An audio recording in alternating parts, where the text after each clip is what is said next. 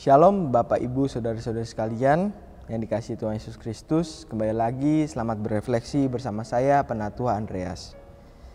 Kali ini selamat refleksinya bertema berorientasi pada hasil. Sebelum itu saya ingin mengajak Bapak Ibu Saudara-saudari sekalian untuk membaca firman Tuhan yang terambil dalam 2 Korintus 4 ayat 16 sampai 18. Sebab itu kami tidak tawar hati. Tetapi meskipun manusia lahiriah kami semakin merosot, namun manusia batiniah kami dibaharui dari sehari ke sehari. Sebab penderitaan ringan yang sekarang ini mengerjakan bagi kami kemuliaan kekal yang melebihi segala-galanya, jauh lebih besar daripada penderitaan kami. Sebab kami tidak memperhatikan yang kelihatan, melainkan yang tidak kelihatan.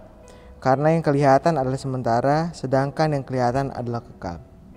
Demikian firman Tuhan yang telah kita baca. Saya ingin mengajak Bapak Ibu untuk merenungkannya. Sesuai dengan tema kali ini, berorientasi pada hasil.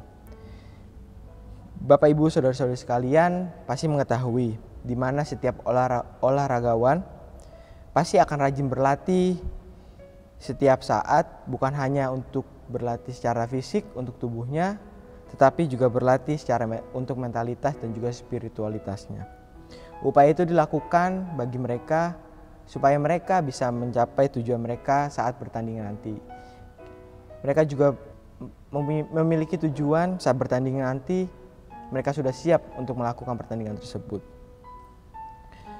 Sehingga saat pertandingan nanti mereka bisa mencapai kemenangan dan juga mengharumkan nama bangsa. Tujuan itulah yang membuat mereka terus bersemangat untuk berlatih setiap saat, dan juga hidup mereka digerakkan oleh tujuan tersebut. Nah, saya juga ingin mengajak Bapak Ibu saudara-saudari sekalian melihat bahwa Rasul Paulus juga demikian. Hidupnya digerakkan oleh sebuah tujuan. Meskipun tubuhnya makin lama semakin merosot karena kesehatan dan juga penderitaan yang dia alami di penjara, ia tetap punya semangat untuk melayani Tuhan dan juga melayani jemaat Tuhan, di mana dia kerap mengirimkan surat ataupun datang langsung ke lokasi di mana jemaat Tuhan itu hadir. Kenapa itu bisa Paulus lakukan? Karena dia memiliki orientasi bukan kepada harta dunia, ketenaran ataupun kekayaan, tetapi orientasinya hanya kepada Tuhan yang dia kasihi. Dan tujuan yang dia harapkan adalah bisa mendapatkan hidup yang kekal di sorga nanti bersama Allah yang dikasihinya. Orientasi inilah yang memampukan Paulus untuk memiliki kekuatan dan melanjutkan karya pelayanannya kepada banyak orang. Sahabat, mungkin selama ini orientasi hidup kita hanya menghasilkan kekecewaan dan juga kehancuran.